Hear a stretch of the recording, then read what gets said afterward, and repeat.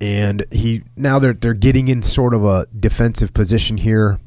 And he says this, back to the book. I decided to dispose my company initially as the lieutenant had done. We could make changes later. I would have preferred holding one of my rifle platoons in support position, but it seemed unwise for our company frontage was great. So you can see he's already listening to, like, his lieutenant has his guys set up a certain way. He's going with it.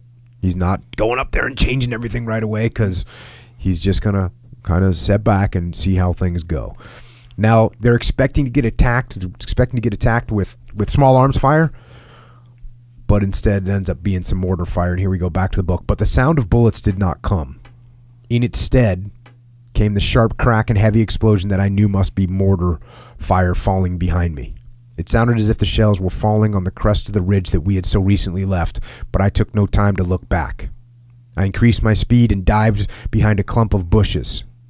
There would be no protection from those bushes against the mortar shells, but I was comforted by their concealment.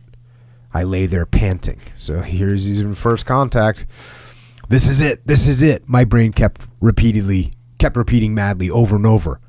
I must not appear afraid. I must give these men confidence in me despite the fact that they know I'm inexperienced.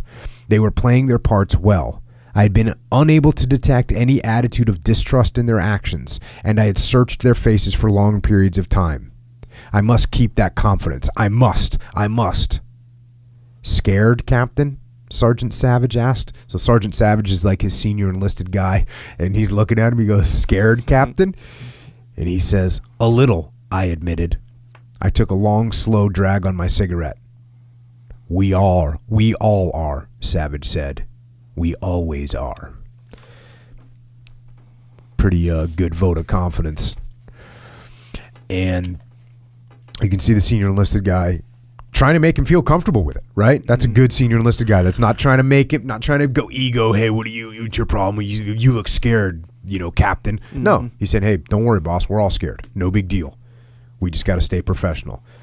So these guys end up in a hunkered down defensive position that he's got a man. He ends up being there for quite a few days, where it's a pillbox, a bunker, and his main control point or command point is inside one of these pillboxes, and they end up with a bunch of guys in this pillbox, and then he's got little foxholes dug out away from the pillbox where there's little platoon guys and squads that are set up in these positions. And so his task is to maintain this security positions, and that's what he does. Going back to the book, I didn't plan to sleep at all the first night. Now that we were in position and the difficulties of moving in no longer worried me, I was filled with a growing fear that the Germans might hit us with a counterattack. I decided that the enemy must surely know that the troops were moving in and would attempt to dislodge us while we might still be disorganized.